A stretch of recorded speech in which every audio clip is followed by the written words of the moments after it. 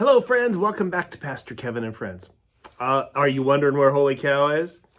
Let me ask you this question. Have your parents ever told you you need to obey? Well, what is obedience? Obedience is doing what I'm told, when I'm told, with the right heart attitude.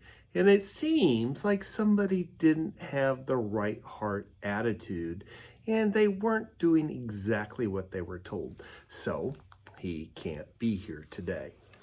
Hey, and now sometimes something else. Do you ever feel like you don't measure up? Like my little tape measure? Yeah, this is actually it's longer. I cut it a little shorter so it could fit on screen. But a ruler. We use a ruler to measure things. We measure how wide something is or how tall something is. We can even measure a circle around to see what the diameter of it is.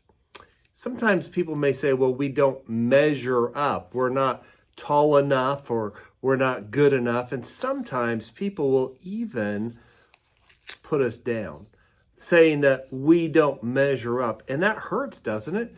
It really breaks us apart when they start tearing us down, making us feel smaller than we are, making us wonder, does anybody really love me or care about me?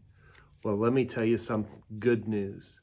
The Bible tells us about the love God has for us. And what other people say, that doesn't matter.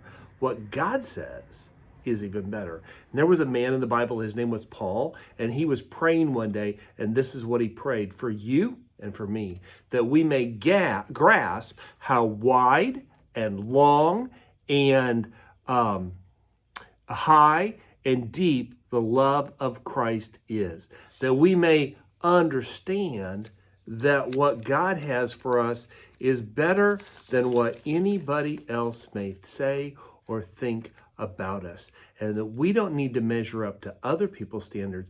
We need to measure up to what God says and what God feels about us and how much he loves us. What this verse says, this isn't going to be big enough to measure how big the love of God is. And instead of us trying to find our identity in who we are or who others say, we need to identify in whose we are, that we belong to Jesus and that he has loved us with an everlasting love, because he does. And I love you, God loves you, and there's nothing you can do about that except for be blessed and go show love to other people. Bye-bye.